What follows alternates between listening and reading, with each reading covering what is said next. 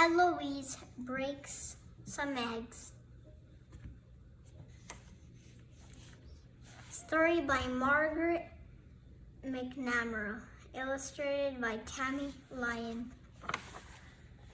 I am Eloise. I am 6. I am a city child. I live in a hotel on the tippy top floor. This is Nanny. She is my nanny. My mother is mostly away. Eloise says, Nanny, it's time for your lesson. I ask, piano? Nanny says, no.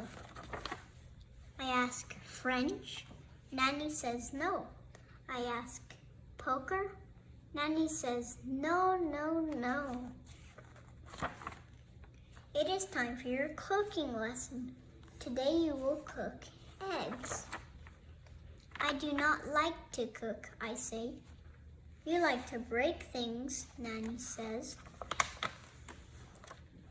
You break eggs to cook them. I say, let's go, go, go. We take the elevator to the kitchen. I press every button. Today we will cook eggs, says the cook. A bowl can make a very good hat. No, no, no, says Nanny. Watch me, says the cook. The cook is good. Now you try, he says. I am very good. No, no, no, says Nanny. You broke the bowl, you broke the plate, says the cook. I say, I broke the eggs too. Nanny and I take the elevator to the tippy top floor. I press every button. You will never be a cook, says Nanny. How will you eat? I say, room service. I pick up the phone.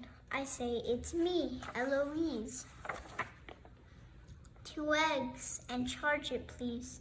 Thank you very much. The end.